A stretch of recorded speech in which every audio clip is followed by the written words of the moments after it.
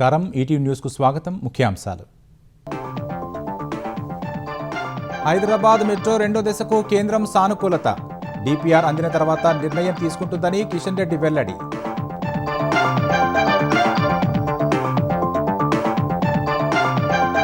అమృత్ 2.0లో మూసీ నది ప్రక్షాళనకు చర్యలు. మురుగునీటి శుద్ధికి 39 ఎస్టీపీలు మంజూరు చేశామన్న కేంద్ర మంత్రి ఖట్టర్.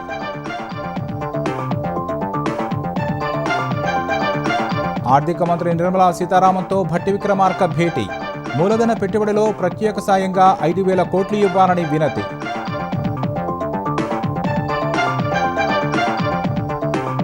ఏపీలో ఎరువులు పక్కదారి పడితే కఠిన చర్యలు తప్పవన్న అచ్చెన్న. దుకాణ యజమానుల లైసెన్స్ రద్దు చేస్తామని హెచ్చరిక.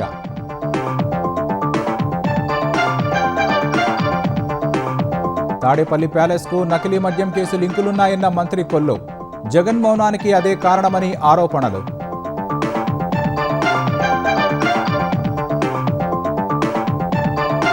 సంక్షేమ పథకాల అమలుకు కులగణన అవసరమన్న సుప్రీంకోర్టు. జనగణన నుంచి మినహాయింపు ఇవ్వలేమంటూ పిల్ కొట్టివేత.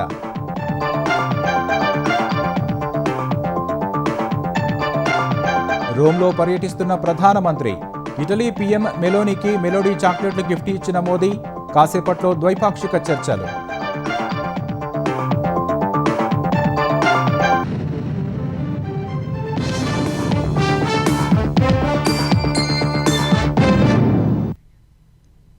హైదరాబాద్ మెట్రో రైలు విస్తరణ దిశగా ముందడుగు పడింది. కేంద్ర రాష్ట్ర ప్రభుత్వాలు చెరో 50% చొప్పున ఖర్చు చేసే ప్రాతిపదికన ముందుకెళ్లేందుకు సిద్ధంగా ఉన్నామని కేంద్ర పట్టణాభివృద్ధి శాఖ మంత్రి మనోహర్ లాల్ ఖట్టర్ ప్రకటించారు. మూసీ ప్రక్షాళనకు కేంద్రం సహకరిస్తుందని, అమృత్ 2.0 పథకం కింద 3,975 కోట్లతో 39 ఎస్టీపీలు మంజూరు చేసినట్లు కేంద్ర మంత్రి కిషన్ రెడ్డి తెలిపారు. హైదరాబాద్లో మెట్రో రైలు విస్తరణ, పారిశుధ్యం, మౌలిక సదుపాయాలపై ఢిల్లీలో కేంద్ర మంత్రులు మనోహర్ లాల్ ఖట్టర్, కిషన్ రెడ్డి సమీక్షించారు. సమావేశ వివరాలను కిషన్ రెడ్డి సామాజిక మాధ్యమం ఎక్స్ ద్వారా వెల్లడించారు. హైదరాబాద్ మెట్రో రెండో దశ ప్రాజెక్టుపై సమావేశంలో చర్చించినట్లు తెలిపారు. రాష్ట్ర ప్రభుత్వం ఎల్ఎన్టీ సంస్థ నుంచి మెట్రో రైలును ఇటీవలే టేకోవర్ చేసుకోగా రెండో దశ పనులకు డిపిఆర్, ఇతర సాంకేతిక వివరాలు అందిన తర్వాత కేంద్ర ప్రభుత్వం సమగ్రంగా పరిశీలించి తదుపరి నిర్ణయం తీసుకుంటుందని ఖట్టర్ తెలిపారు. మెట్రో రెండో దశ ప్రాజెక్టు చేపట్టేందుకు కేంద్ర ప్రభుత్వానికి ఎలాంటి ఇబ్బంది లేదని స్పష్టం చేశారు. కేంద్ర రాష్ట్ర ప్రభుత్వాలు చెరో 50% చొప్పున ఖర్చు చేసే ప్రాతిపదికన ముందుకెళ్లేందుకు సిద్ధంగా ఉన్నామని ప్రకటించారు. రాష్ట్ర ప్రభుత్వం ఇప్పటికే 162 కిలోమీటర్ల మేర మెట్రో రెండో దశ విస్తరణకు ప్రతిపాదనలు సమర్పించిందని, వాటిని సానుకూలంగా పరిశీలించి తదుపరి చర్యలు తీసుకుంటామని మనోహర్ లాల్ ఖట్టర్ వెల్లడించారు.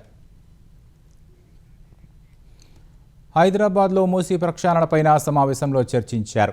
అమృత్ 2.0 పథకంలో భాగంగా మూసీ నదిలో కలుస్తున్న మురుగునీటిని శుద్ధి చేసేందుకు మొత్తం 39 సీవేజ్ ట్రీట్మెంట్ ప్లాంట్లు, ఎస్టీపీలను మంజూరు చేశామని, ఈ ప్రాజెక్టు కోసం 3,975 కోట్లు ఖర్చు చేస్తున్నట్లు ఖట్టర్ చెప్పారు. 39 ఎస్టీపీల ద్వారా రోజుకు 972 మిలియన్ లీటర్ల మురుగునీటిని శుద్ధి చేసే సామర్థ్యం వస్తుందన్నారు. శుద్ధి చేయని మురుగునీరు నేరుగా మూసీ నదిలో కలవకుండా ఎస్టీపీలతో నిరోధించవచ్చన్నారు. మూసీ నది పరిరక్షణతో పాటు నగర పారిశుధ్య మెరుగుదలకు ఎంతో దోహదం చేస్తుందని ఖట్టర్ తెలిపారు. హైదరాబాద్ మహానగర అభివృద్ధికి, ప్రజలకు మెరుగైన మౌలిక వస్తువులు కల్పించేందుకు కేంద్ర ప్రభుత్వం పూర్తి స్థాయిలో సహకారం అందిస్తుందన్నారు. హైదరాబాద్ ప్రజల తరపున కేంద్ర పట్టణాభివృద్ధి శాఖ మంత్రి ఖట్టర్కు కృతజ్ఞతలు తెలిపినట్లు కిషన్ రెడ్డి పేర్కొన్నారు. మూలధన పెట్టుబడులపై ప్రత్యేక సహాయం సాస్కీ కింద తెలంగాణకు అదనంగా 5,000 కోట్ల రూపాయలు ఇవ్వాలని కేంద్ర ఆర్థిక మంత్రి నిర్మలా సీతారామన్ను ఉప ముఖ్యమంత్రి భట్టి విక్రమార్క కోరారు. ఢిల్లీలో పర్యటిస్తున్న భట్టి విక్రమార్క నిర్మలా సీతారామన్తో సమావేశమయ్యారు.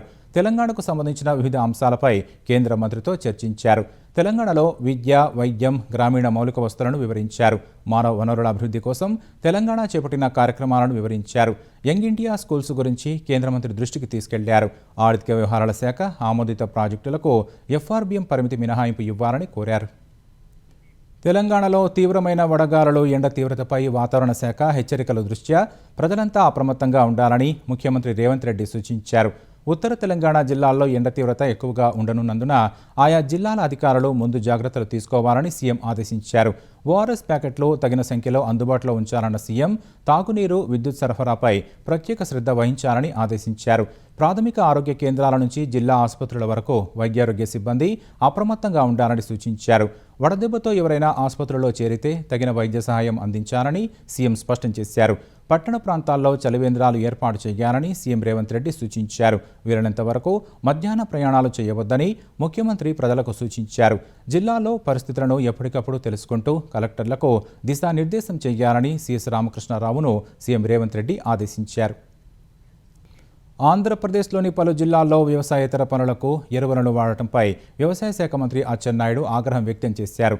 రైతులకు అందాల్సిన ఎరువులు ఇతర ప్రాంతాలకు తరలించడంపై మండిపడ్డారు. డీలర్లు, గోదాముల్లో తనిఖీలు చేయాలని వ్యవసాయ శాఖ కమిషనర్ను ఆదేశించారు. అక్రమ నిల్వలు, బ్లాక్ మార్కెట్పై కఠిన చర్యలు తీసుకుంటామని వెల్లడించారు. ఎరువుల కొరత సృష్టించే వారిపై చట్టపరమైన చర్యలు తప్పవని హెచ్చరించారు. రైతులకు సరైన సమయంలో ఎరువులు అందేలా చూడాలని అధికారులకు నిర్దేశించారు. జిల్లాల వారీగా ఎరువుల నిల్వలపై రోజువారీ పర్యవేక్షణ ఉంటుందని అచ్చెన్న చెప్పారు. అక్రమ రవాణాపై విజిలెన్స్ ప్రత్యేక బృందాల నిఘా పెంచినట్లు తెలిపారు. ఎరువులను పక్కదారి పట్టిస్తున్నట్లు రుజువైతే డీలర్ల లైసెన్సులు రద్దు చేసి క్రిమినల్ కేసులు నమోదు చేస్తామని మంత్రి హెచ్చరించారు. రాజకీయం కోసం జగన్ ఎంత నీచానికైనా పాల్పడతారనే విషయం కల్తీ మద్యం భాగోత్వం ద్వారా మరోసారి తేటతెల్లమైందని ఆంధ్రప్రదేశ్ ఎక్సైజ్ శాఖ మంత్రి కొల్లు రవీంద్ర అన్నారు. వైసీపీ హయాం నాటి కల్తీ మద్యం కుంభకోణానికి 5 రాష్ట్రాలతో సంబంధం ఉందని ఆరోపించారు. గతంలో చంద్రబాబు ఇంటిపై దాడి చేస్తే జోగి రమేష్కు మంత్రి పదవి ఇచ్చిన జగన్ మద్యం కుంభకోణం చేస్తే మరో పదవి ఇస్తారని పురుగల్పారా అని మండిపడ్డారు. కల్తీ మద్యంతో ప్రజల ప్రాణాలతో జగన్ చెలగాటమాడారని కొల్లు రవీంద్ర ఆగ్రహం వ్యక్తం చేశారు. గొడ్డల పార్టీ భాగవతం మరొకసారి బట్టబయలైంది. రాష్ట్రంలో అలజడులు సృష్టించాలని, అంటే మనుషులు ప్రాణాలతో విలువ లేదు వాళ్ళకి అంతిమంగా కావాల్సింది రాజకీయం, ఒక దుర్మార్గమైనటువంటి రాజకీయం. ఆ రాజకీయం చేయటానికి ఎంత నీచానికైనా దిగే పరిస్థితి ఇవాళ జగన్మోహన్ రెడ్డి చేశారు. మరొకసారి జోగి రమేష్ ప్రధాన నిందితుడిగా ఉండి మొలకల చెరువులో ఇబ్రహీంపట్నంలో కల్తీ మద్యం చేసి వాటిని షాపులకు తరలించి దాని ద్వారా ప్రజల ప్రాణాలతో చెలగాటమాడాలని ప్రయత్నం చేసినటువంటి విషయాన్ని అద్దేపల్లి జనార్దన్, అలాగే వాళ్ళ సొంత తమ్ముడు జగన్మోహన్, వీళ్ళందరూ కూడా దీంట్లో పాత్రలు ఉన్నాయని చెప్పి దీనికి ప్రధాన కారకుడు జోగి రమేష్ అని చెప్పి ఇవాళ క్లియర్ గా కనబడతా ఉంది. 5 రాష్ట్రాలతో సంబంధం ఉంది ఈ లిక్కర్ ఏదైతే కల్తీ మద్యం జోగి రమేష్ చేసినటువంటి విధానం. ప్రింటింగ్ ప్రెస్ పెట్టి లేబుల్స్ ప్రింట్ చేయటం, మూతలు తయారు చేయటం, ఇవన్నీ కూడా ఒక 5 రాష్ట్రాలతో. ఎందుకంటే జగన్మోహన్ రెడ్డి గతంలో సిబిఐ ఎంక్వైరీలో మనకు తెలిసింది 5 దేశాలతో పెట్టుకున్నాడు ఆయన. 5 దేశాల్లో ఆయన యొక్క అవినీతి సామ్రాజ్యం. ఇవాళ వీళ్ళు 5 రాష్ట్రాల్లో దోపిడీ సామ్రాజ్యం. ఇవన్నీ కూడా ప్రజలు గమనించాల్సినటువంటి అవసరం ఉంది. ఇట్లాంటి వ్యక్తులు ఈ రాష్ట్రానికి అవసరమా? ఆర్థిక ఇబ్బందులున్న మత్స్యకారులకు ఇచ్చిన మాట నిలబెట్టుకుంటూ ప్రభుత్వం 2వ ఏడాది కూడా వేట నిషేధ భృతిని విడుదల చేసిందని ఆంధ్రప్రదేశ్ ఉప ముఖ్యమంత్రి పవన్ కళ్యాణ్ తెలిపారు. మత్స్యకారుల సంక్షేమం పట్ల ప్రభుత్వానికి ఉన్న నిబద్ధతకు ఇది నిదర్శనమన్నారు. గత ప్రభుత్వం 10,000 మాత్రమే ఇచ్చేదన్న పవన్, కూటమి సర్కార్ దాన్ని రెట్టింపు చేసిందన్నారు. పథకం కోసం మొత్తం 262 కోట్లు వెచ్చించినట్లు చెప్పారు. ఈ పథకం ద్వారా 1.30 లక్షల మంది లబ్ధి పొందుతున్నారని వెల్లడించారు. పిఠాపురం నియోజకవర్గంలో 6,897 మందికి 13.79 కోట్లు అందించినట్లు పేర్కొన్నారు. మత్స్యకారుల వలసలు తగ్గించి తీర ప్రాంతాల్లో వారికి మెరుగైన ఉపాధి అవకాశాలు కల్పించడమే లక్ష్యంగా పనిచేస్తున్నట్లు వెల్లడించారు. కాకినాడ జిల్లాలోని 119 కిలోమీటర్ల కోస్తా తీరం పరిధిలోని 23 ల్యాండింగ్ సెంటర్లు, 51 మత్స్యకార గ్రామాల ప్రజలకు ప్రభుత్వం తీసుకొచ్చిన పథకాలు ఆసరాగా నడుస్తున్నాయని పేర్కొన్నారు. డీజిల్పై సబ్సిడీ అందించడంతో పాటు ప్రధానమంత్రి మత్స్య సంపద యోజన, డిఆర్డీఏ సహకారంతో ఇంజన్లు, వలలు, బోట్లు, ఆటోలు, ద్విచక్ర వాహనాల కొనుగోళ్లకు రాయితీలు ఇస్తున్నట్లు వివరించారు. ముఖ్యమంత్రి చంద్రబాబు చిత్తూరు జిల్లాలో పర్యటిస్తున్నారు. కుప్పంలోని శ్రీ ప్రసన్న తిరుపతి గంగమాంబ సేవలో సీఎం పాల్గొన్నారు. ముందుగా శాంతిపురం మండలం తుమ్సి హెలిప్యాడ్కు చేరుకున్న సీఎంకు స్థానిక టీడీపీ నాయకులు ఘన స్వాగతం పలికారు. అక్కడి నుంచి కుప్పంలోని శ్రీ ప్రసన్న తిరుపతి గంగమాంబ ఆలయానికి వెళ్లారు. సతీమణి భువనేశ్వరితో కలిసి గంగమాంబను దర్శించుకున్నారు. సతీ సమేతంగా గంగమాంబకు పట్టు వస్త్రాలు సమర్పించారు. అనంతరం ప్రత్యేక పూజలు చేశారు.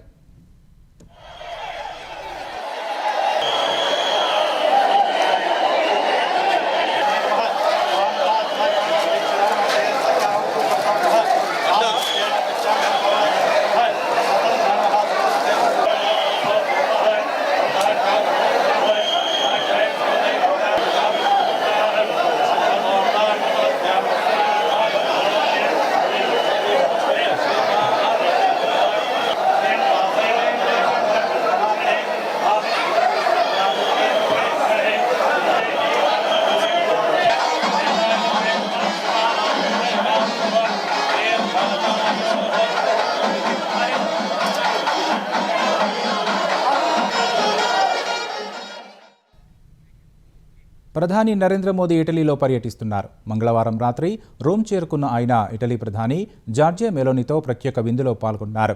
అనంతరం ఇరువురు నేతలు రోమ్లోని ప్రఖ్యాత చారిత్రక కట్టడం కొలోసియంను సందర్శించారు.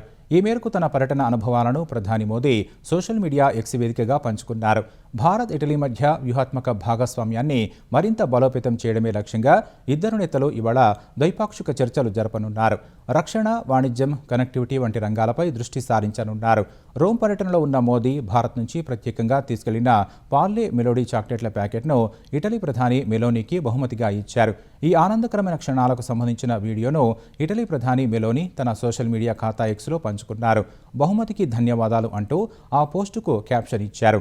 మోదీ, మెలోనీ తమ పేర్లపై ఇంటర్నెట్లో వస్తున్న ట్రెండ్ను గుర్తు చేసుకుంటూ సరదాగా నవ్వుకున్నారు. Prime Minister Modi brought us a gift, a very, very good toffee. Melody.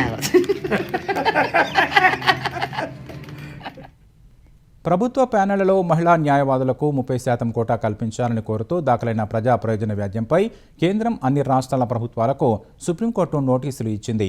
ఈ వ్యాజ్యంపై స్పందించాలని కోరింది. ప్రధాన న్యాయమూర్తి జస్టిస్ సూర్యకాంత్తో కూడిన ధర్మాసనం ఈ పిటిషన్పై విచారణ చేపట్టగా సుప్రీంకోర్టు బార్ అసోసియేషన్ అధ్యక్షుడు వికాస్ సింగ్ వాదనలు వినిపించారు. సుప్రీంకోర్టు ప్యానెళ్ల నుంచి స్థానిక లీగల్ ఎయిడ్ అథారిటీల వరకు అన్ని స్థాయిల న్యాయ విభాగాల్లో మహిళలకు కనీసం 30% కోటాను అమలు చేసేలా కేంద్ర రాష్ట్ర ప్రభుత్వాలు, ప్రభుత్వ రంగ సంస్థలను ఆదేశించాలని కోరారు. ప్రభుత్వ ప్యానెళ్లలో మహిళలకు చోటు దక్కాల్సిన అవసరం ఎంతైనా ఉందని వికాస్ సింగ్ వివరించారు. మహిళా న్యాయవాదుల ఇబ్బందులను దృష్టిలో పెట్టుకుని సుప్రీంకోర్టు బార్ అసోసియేషన్ తరపున కూడా త్వరలోనే మరో వ్యాజ్యం దాఖలు చేయనున్నట్లు తెలిపారు. విచారణ సందర్భంగా సీజేఐ ఆసక్తికర విషయాన్ని పంచుకున్నారు. మంగళవారం తెలంగాణకు చెందిన ఒక బార్ అసోసియేషన్ ప్రతినిధులను కలిశారని చెప్పిన సీజేఐ అక్కడ ఓ మహిళా న్యాయవాది సెక్రటరీగా నియమితులైనట్లు తెలిసి ఎంతో సంతోషించారని పేర్కొన్నారు. జనగణనలో కులగణనను మినహాయించేలా ఆదేశాలు ఇవ్వాలని దాఖలైన ప్రజా ప్రయోజన వ్యాజ్యాన్ని సుప్రీంకోర్టు కొట్టివేసింది. ఇది విధానపరమైన అంశమన్న సుప్రీంకోర్టు అందులో జోక్యం చేసుకోలేమని స్పష్టం చేసింది. జనగణన కుల ప్రాతిపదికన ఉండాలా వద్దా అనేది విధానపరమైన నిర్ణయమని సీజేఐ జస్టిస్ సూర్యకాంత్ అన్నారు. సంక్షేమ పథకాల కోసం వెనుకబడిన కులాల జనాభా సంఖ్యను కేంద్రం తెలుసుకోవాలని పేర్కొన్నారు. జనగణన సందర్భంగా ఏజెన్సీలు కులగణనను దుర్వినియోగం చేసే అవకాశం ఉందని పిటిషనర్ వాదించగా ప్రభుత్వ విధాన నిర్ణయంతో జోక్యం చేసుకోవడానికి ఎలాంటి కారణం కనిపించడం లేదని సుప్రీంకోర్టు స్పష్టం చేసింది. జనగణనలో కులగణన చేపట్టాలన్న సుప్రీంకోర్టు తీర్పును స్వాగతిస్తున్నట్లు టీపీసీసీ అధ్యక్షుడు మహేష్ కుమార్ గౌడ్ తెలిపారు. దేశంలో సామాజిక, ఆర్థిక అసమానతలను సరిచేయడానికి కులగణన అత్యంత అవసరమని కాంగ్రెస్ పార్టీ ఎప్పటి నుంచో డిమాండ్ చేస్తోందన్నారు. వెనుకబడిన వర్గాలకు వారి జనాభా ప్రాతిపదికన న్యాయం జరగాలంటే సమగ్ర కులగణన తప్పనిసరని కాంగ్రెస్ పార్టీ నిరంతరం పోరాడుతోందని తెలిపారు. తెలంగాణలో సీఎం రేవంత్ రెడ్డి నాయకత్వంలో చేపట్టిన కుల సర్వే విజయవంతమైందని పేర్కొన్నారు. రాష్ట్ర ప్రభుత్వం అత్యంత పారదర్శకంగా, శాస్త్రీయ పద్ధతిలో నిర్వహించిన ఈ సర్వే దేశానికి ఆదర్శంగా నడిచిందన్నారు. సామాజిక న్యాయం, సమాన అవకాశాలు, సంక్షేమ ఫలాల సరైన పంపిణీకి కులగణన ఉపయోగపడుతుందని అభిప్రాయపడ్డారు. తెలంగాణలో చేపట్టిన కుల సర్వే విధానాన్ని కేంద్ర ప్రభుత్వం ఆదర్శంగా తీసుకొని దేశవ్యాప్తంగా సమగ్ర కులగణన నిర్వహించాలని మహేష్ గౌడ్ డిమాండ్ చేశారు. నూతన రాజకీయ పార్టీ పెడతానని కొందరు తనపై తప్పుడు ప్రచారం చేస్తున్నారని కేంద్ర మంత్రి బండి సంజయ్ ధ్వజమెత్తారు. కొంతమంది స్వార్థ రాజకీయాలు చేస్తున్నారని మండిపడ్డారు. బీజేపీలో తాను చిత్తశుద్ధితో పనిచేసే కార్యకర్తనన్న బండి సంజయ్ పోక్సో కేసులో తన కొడుకును తానే తీసుకెళ్లి పోలీసులకు అప్పగించారని తెలిపారు. KTR fake social media factory నడుపుతున్నారని బండి సంజయ్ ఆరోపించారు. కొత్త పార్టీ పెట్టాలనేటువంటి ఫాల్తు ఆలోచనలు రావు నాకు. అటువంటి ఫాల్తు రాజకీయ నాయకుడిని కాదు. ఇది కోర్టుల కేసు నడుస్తున్నది, కోర్టు పరిధిలో ఉన్నది. కన్న కొడుకును ఓ తండ్రి పోలీసులకు స్వయంగా అప్పగించినటువంటి సందర్భం ఏదైనా ఉందా? వాళ్ళ కన్న కొడుకును నేను తీసుకుపోయి విచారణకు సహకరించాలని చెప్పి నాకు సమాచారం వచ్చిన వెంటనే నా కొడుకును అప్పచెప్పిన. ఇలా కేసీఆర్ కొడుకు ఫేక్ మీడియా ఫ్యాక్టరీ నడుపుతున్నాడు. ఏం జరుగుతుంది, ఏం జరగాలి, ఏం జరిపించాలనేది ఆ కుట్రలన్నీ ఆయన చేస్తున్నాడు. కాబట్టి ఆయన నడితే సమాధానం చెప్తాడు. ఆదాయానికి మించిన ఆస్తుల కేసులో ఏసీబీ అరెస్టు చేసిన జలమండలి జీఎం సగ్గం అనంత లక్ష్మీకుమార్కు కోర్టు 14 రోజుల రిమాండ్ విధించింది. లక్ష్మీకుమార్ను ఏసీబీ అధికారులు చెంచల్గూడ జైలుకు తరలించారు. హైదరాబాద్ జలమండలిలో ప్రాజెక్టు డివిజన్ 3 జీఎంగా పనిచేస్తున్న సగ్గం అనంత లక్ష్మీకుమార్ ఏసీబీకి చిక్కారు. నిన్న తెల్లవారుజామున 6 గంటల సమయంలో ఏసీబీ హైదరాబాద్ సిఐయు విభాగం డీఎస్పీ మాజిద్ ఖాన్ ఆధ్వర్యంలో అధికారుల బృందం మల్లాపూర్ వెంకటరమణ కాలనీలోని కుమార్ ఇంటికి చేరుకుని సోదాలు నిర్వహించింది. హైదరాబాద్, సికింద్రాబాద్తో పాటు నిజామాబాద్, సంగారెడ్డి జిల్లాలోని కుమార్ బంధువులు, స్నేహితులకు చెందిన 8 ప్రాంతాల్లో ఏకకాలంలో తనిఖీలు చేశారు. ఈ క్రమంలో అతడి ఇంట్లో భారీగా నగదు దొరికింది. బంగారం, వెండి ఆభరణాలు, ఇళ్ల స్థలాల పత్రాలు లభ్యమయ్యాయి. బహిరంగ మార్కెట్లో వీటి విలువ 100 కోట్లకు పైగానే ఉంటుందని అంచనా వేస్తున్నారు. డ్రైవర్ సుబ్రహ్మణ్యం హత్య కేసుపై రాజమహేంద్రవరం ప్రత్యేక కోర్టులో రోజువారీ విచారణ ప్రారంభమైంది. హత్య కేసులో ప్రధాన నిందితుడిగా ఉన్న వైసీపీ ఎమ్మెల్సీ అనంతబాబును పోలీసులు కోర్టులో హాజరుపరిచారు. రెండో నిందితుడిగా ఉన్న అనంతబాబు భార్య లక్ష్మీ దుర్గను న్యాయమూర్తి ముందు ప్రవేశపెట్టారు. డ్రైవర్ హత్య కేసులో సాక్షులను న్యాయమూర్తి విచారిస్తున్నారు. సాక్షులను బెదిరించిన కేసులో రెగ్యులర్ బెయిల్ ఇవ్వాలన్న అనంతబాబు పిటిషన్ పైన కోర్టు విచారణ జరుపుతోంది. అనంతబాబుపై పీటీ వారెంట్ జారీ చేయాలన్న పోలీసుల వినతిపై కూడా న్యాయస్థానం నిర్ణయం తీసుకోనుంది. ఈ కేసులో డ్రైవర్ సుబ్రహ్మణ్యం తల్లిదండ్రులను సాక్షులుగా పోలీసులు కోర్టు ముందు ప్రవేశపెట్టారు. హత్య రోజున ప్రత్యక్షంగా తాను చూసిన ఘటనలను డ్రైవర్ తల్లి నూకరత్నం కోర్టుకు తెలిపారు. హత్య ఘటనను వివరిస్తూ జడ్జి ముందు కన్నీటి పర్యంతమయ్యారు. సుబ్రహ్మణ్యం తల్లి చెప్పిన అంశాలను ప్రత్యేక కోర్టు న్యాయమూర్తి నమోదు చేశారు. నూకరత్నం స్వల్ప అస్వస్థకు గురికాగా కోర్టు విచారణ కాసేపు వాయిదా పడింది. సుబ్రహ్మణ్యం తండ్రి సత్యనారాయణ సాక్ష్యాన్ని కోర్టు నమోదు చేయనుంది. ఈ నెల 27, 28న జరగనున్న మహానాడులో మొత్తం 19 తీర్మానాలు ఉంటాయని తీర్మానాల కమిటీ సభ్యుడు సోమిరెడ్డి చంద్రమోహన్ రెడ్డి చెప్పారు. వాటిలో ఏపీతో పాటు తెలంగాణకు సంబంధించిన 2, అండమాన్కు చెందిన తీర్మానం 1 ఉంటుందన్నారు. ఈ 2 ఏళ్లలో ఏపీకి వచ్చిన పెట్టుబడులు గతంలో ఎప్పుడూ రాలేదని చెప్పారు. సీఎం చంద్రబాబు బ్రాండ్, లోకేష్ కృషి, పవన్ కళ్యాణ్తో పాటు కేంద్రం మద్దతు వల్లే ఇది సాధ్యమైందని ఆయన వివరించారు. అంతకుముందు అరాచకాలు, దోపిడీలు, దుర్మార్గాలు వాటన్నిటికీ ఫుల్ స్టాప్ పెట్టి మంచి పరిపాలన జరిగే పరిస్థితి వచ్చింది. రాష్ట్రం కూడా ముందుకు పోతుంది. లక్షల కోట్ల పెట్టుబడి, ఉద్యోగాలు, ఉపాధి, పరిశ్రమలు రావటం ఇవన్నీ ఒక చేంజ్ అన్నమాట. కానీ మాకేంటంటే లోకేష్ బాబు వర్కింగ్ ప్రెసిడెంట్ అయిన తర్వాత ఫస్ట్ మహానాడు అందరికి ఇంట్రెస్టింగ్గా ఉంది. ఆల్మోస్ట్ 19 అంశాలు ఉన్నాయి, తీర్మానాలు. ఆ తీర్మానాలన్నీ కూడా క్షుణ్ణంగా చర్చించి తీర్మానాల కమిటీలో మేము పైన కూర్చొని నిన్న ఈరోజు ఫైనలైజ్ చేయడం జరిగింది. రేపు పాలిట్ బ్యూరోలో అప్రూవ్ చేస్తారు. 27, 28 తీర్మానాలు ప్రవేశపెడతాం. వైసీపీ నేత బైరెడ్డి సిద్ధార్థరెడ్డిపై కర్నూలు 3వ పట్టణ పోలీస్ స్టేషన్లో కేసు నమోదైంది. మంత్రి టీజీ భరత్ ఇచ్చిన ఫిర్యాదు మేరకు పోలీసులు బైరెడ్డి సిద్ధార్థరెడ్డిపై కేసు నమోదు చేశారు. ఇటీవల కర్నూలు కలెక్టరేట్ ఎదురుగా ఆందోళన చేసిన సిద్ధార్థరెడ్డి మంత్రి టీజీ భరత్పై పలు ఆరోపణలు చేశారు. వీటిపై మండిపడ్డ మంత్రి భరత్ తనతో పాటు తన కుటుంబ సభ్యులపైన సిద్ధార్థరెడ్డి అవమానకరమైన, రెచ్చగొట్టే వ్యాఖ్యలు చేశారని ఫిర్యాదులో పేర్కొన్నారు. బైరెడ్డి చేసిన వ్యాఖ్యలు అసత్యం, నిరాధారమైనవని, ప్రజల్లో తనపై ద్వేషాన్ని సృష్టించేందుకు కుట్ర పన్నారని ఫిర్యాదులో పేర్కొన్నారు. All India organisation of chemists and druggists పిలుపు మేరకు దేశవ్యాప్తంగా ఔషధ దుకాణాలు ఇవాళ మూతపడ్డాయి. బంద్లో భాగంగా తెలుగు రాష్ట్రాల్లోని మెడికల్ షాపులు తెరుచుకోలేదు. ఆంధ్రప్రదేశ్లో సుమారు 40,000 దుకాణాలు మూతపడ్డాయి. అన్ని జిల్లాల్లోని ప్రధాన మందుల దుకాణాలు బంద్ పాటించగా వినియోగదారులు ఇబ్బందులు పడ్డారు. పలు పట్టణాల్లో దుకాణాల యజమానులు రహదారులపై ర్యాలీలు నిర్వహించి ఉన్నతాధికారులకు తమ వినతులను అందించారు. తెలంగాణలోనూ మెడికల్ షాపుల యజమానులు బంద్ పాటించి ర్యాలీలు నిర్వహించారు. ఆన్లైన్లో అమ్మకాలపై నిషేధం విధించి నకిలీ మందులపై కఠిన చర్యలు తీసుకోవాలని డిమాండ్ చేశారు. ఆన్లైన్లో ఔషధాల విక్రయాల వల్ల చిన్న దుకాణాలు మూతపడుతున్నాయని, కార్పొరేట్ సంస్థల డిస్కౌంట్ మాయాజాలంతో జీవనోపాధి కోల్పోతున్నామని ఆవేదన వ్యక్తం చేశారు. ఆన్లైన్లో మందుల అమ్మకాలను నిరసిస్తూ all India organisation of chemists and druggists ఈ బంద్కు పిలుపునిచ్చింది. అమెరికా అధ్యక్షుడు డొనాల్డ్ ట్రంప్నకు ఆయన సొంత పార్టీ నుంచే గట్టి ఎదురుదెబ్బ తగిలింది. ఇరాన్తో కొనసాగుతున్న యుద్ధంలో అధ్యక్షుడి మిలిటరీ అధికారాలను పరిమితం చేస్తూ ప్రతిపక్ష డెమోక్రాట్లు ప్రవేశపెట్టిన తీర్మానానికి అమెరికా సెనెట్ ఆమోదం తెలిపింది. ఈ ఓటింగ్లో 4 రిపబ్లికన్ సెనేటర్లు ట్రంప్ నిర్ణయాన్ని వ్యతిరేకిస్తూ డెమోక్రాట్లతో చేతులు కలపడం అంతర్జాతీయంగా చర్చనీయాంశమైంది. ప్రస్తుతం 100 మంది సభ్యులున్న అమెరికా సెనేట్లో రిపబ్లికన్లకు 53 మంది, డెమోక్రాట్లకు 45 మంది సభ్యులున్నారు. మరో 2 సెనేటర్లు స్వతంత్రులు. ఈ కీలక తీర్మానం 50-47 ఓట్ల తేడాతో ఆమోదం పొందింది. రిపబ్లికన్ పార్టీకి చెందిన సెనేటర్లు Rand Paul, Susan Collins, Lisa, Bill కాసిడీలు ట్రంప్ వైఖరిని తప్పుపడుతూ తీర్మానానికి అనుకూలంగా ఓటు వేశారు. డెమోక్రాట్ సెనేటర్ జాన్ ఫెటర్మన్ మాత్రం ఈ తీర్మానానికి వ్యతిరేకంగా ఓటు వేశారు. అమెరికా చట్టాల ప్రకారం కాంగ్రెస్ అనుమతి లేకుండా అధ్యక్షుడు సైన్యాన్ని గరిష్టంగా 60 రోజులు మాత్రమే యుద్ధంలో ఉంచగలరు. డెమోక్రాట్ల వాదన ప్రకారం ఆ గడువు మే 1 నాటికే ముగిసింది. అయితే ఏప్రిల్ 8న ప్రకటించిన తాత్కాలిక కాల్పుల విరమణ కారణంగా ఈ గడువు క్లాక్ ఆగిపోయిందని, ట్రంప్ను ఇంకా 40 రోజుల అదనపు సమయం ఉందని వైట్ హౌస్ వాదిస్తోంది. ఈ నేపథ్యంలోనే అధ్యక్షుడి ఏకపక్ష అధికారాలకు బ్రేక్ వేసేందుకు ఈ తీర్మానం తెచ్చారు. ఫ్రాన్స్ వేదికగా జూన్ 15 నుంచి 17 వరకు జరగనున్న G7 దేశాల అధినేతల సదస్సుకు అమెరికా అధ్యక్షుడు డొనాల్డ్ ట్రంప్ హాజరు కానున్నారు. ఈ సదస్సులో AI, వాణిజ్యం, నేరాల నియంత్రణ వంటి కీలక అంశాలపై ట్రంప్ చర్చించనున్నట్లు అమెరికా మీడియా సంస్థ ఆక్సియోస్ తెలిపింది. ఫ్రాన్స్ అధ్యక్షుడు ఎమాన్యుయల్ మేక్రాన్ ఆతిథ్యం ఇస్తున్న ఈ G7 సదస్సు ఫ్రెంచ్ ఆల్ప్స్ పర్వత శ్రేణుల్లోని ప్రసిద్ధ ప్రాంతమైన ఏవియన్ లెస్ బైన్స్లో జరగనుంది.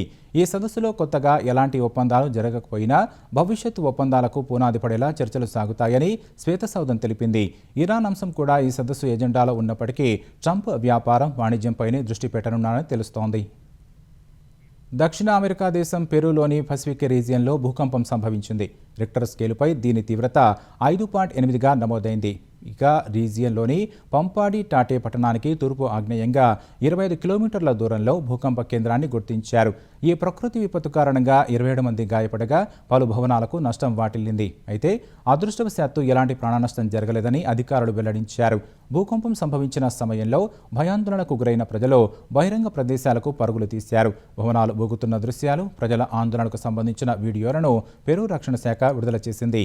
పెరూ దేశం పసిఫిక్ రింగ్ ఆఫ్ ఫైర్ పరిధిలో ఉండటం వల్ల భౌగోళిక మార్పుల కారణంగా తరచుగా భూకంపాలు సంభవిస్తుంటాయి.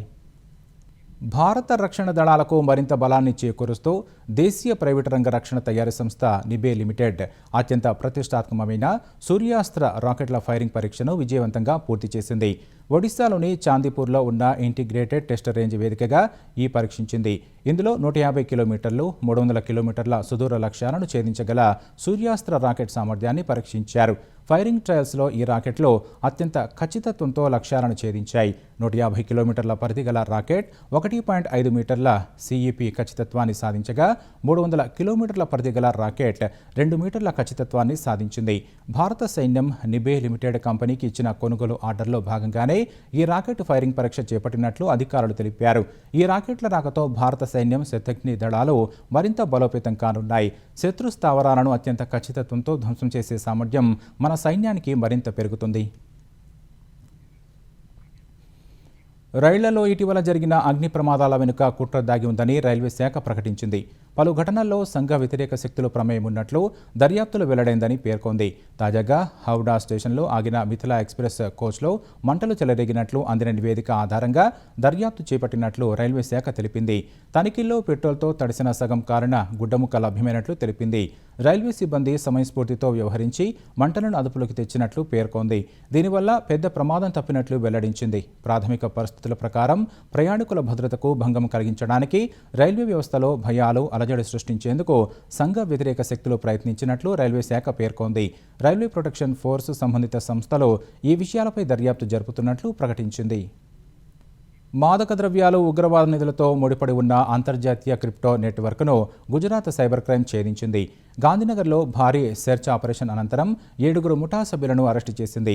ఈ నెట్వర్క్ తమ కార్యకలాపాలను పూర్తిగా దుబాయ్ కేంద్రంగా సాగించిందని అధికారులు వెల్లడించారు. డ్రగ్స్, ఇతర చట్ట విరుద్ధమైన లావాదేవీల కోసం టెలిగ్రామ్ ద్వారా ఆర్డర్లు తీసుకున్నట్లు దర్యాప్తులో తేలిందని చెప్పారు. మొనేరో, USDT వంటి అధునాతన క్రిప్టో కరెన్సీల రూపంలో సుమారు 2 కోట్ల రూపాయల మేర లావాదేవీలు నిర్వహించినట్లు గుర్తించామని పేర్కొన్నారు. ఈ నెట్వర్క్ తీగలాగితే దుబాయ్, యూకేతో పాటు పలు అంతర్జాతీయ డ్రగ్స్ సిండికేట్లతో వీరికి ఉన్న లింకులు బయటపడ్డాయి. పెరోల్పై జైలు నుంచి బయటకొచ్చి 24 ఏళ్లుగా పరారీలో ఉన్న యావజ్జీవ ఖైదీని ఉత్తరప్రదేశ్లో ఢిల్లీ క్రైమ్ బ్రాంచ్ పోలీసులు అరెస్టు చేశారు. ఢిల్లీలోని జహంగీర్పూరి పోలీస్ స్టేషన్ పరిధిలో నమోదైన హత్య కేసులో నిందితుడికి న్యాయస్థానం యావజ్జీవ శిక్ష విధించింది. 2002లో పెరోల్ పొందిన తర్వాత అతడు తిరిగి లొంగిపోకుండా తప్పించుకొని తిరుగుతున్నాడు. పోలీసులకు చిక్కకుండా తన పేర్లు, గుర్తింపును మార్చుకున్నాడు. నిందితుడు ఉత్తరప్రదేశ్లోని ప్రయాగ్రాజ్లో రహస్యంగా నివసిస్తున్నట్లు పోలీసులకు సమాచారం అందింది. క్రైమ్ బ్రాంచ్ NR బృందం ప్రయాగ్రాజ్లో సోదాలు నిర్వహించి నిందితుడిని అదుపులోకి తీసుకుంది. ముఖ్యాంశాలు మరోసారి. హైదరాబాద్ మెట్రో 2వ దశకు కేంద్రం సానుకూలత. DPR అందిన తర్వాత నిర్ణయం తీసుకుంటుందని కిషన్ రెడ్డి వెల్లడి.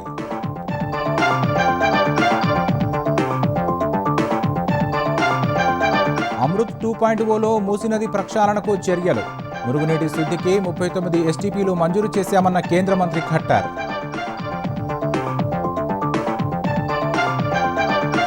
ఆర్థిక మంత్రి నిర్మలా సీతారామన్తో భట్టి విక్రమార్క భేటీ. మూలధన పెట్టుబడిలో ప్రత్యేక సాయంగా 5,000 కోట్లు ఇవ్వాలని వినతి.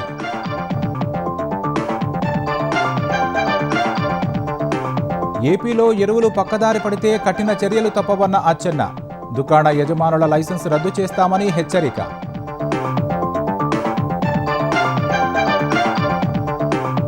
తాడేపల్లి ప్యాలెస్కు నకిలీ మద్యం కేసు లింకులున్నాయన్న మంత్రి కొల్లు. జగన్ మౌనానికి అదే కారణమని ఆరోపణలు.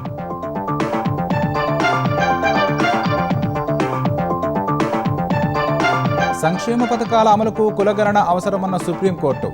జనగణన నుంచి మినహాయింపు ఇవ్వలేమంటూ పిల్ కొట్టివేత.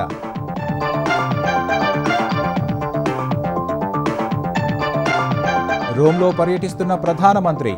ఇటలీ పీఎం మెలోనీకి మెలోడీ చాక్లెట్లు గిఫ్ట్ ఇచ్చిన మోదీ. కాసేపట్లో ద్వైపాక్షిక చర్చలు.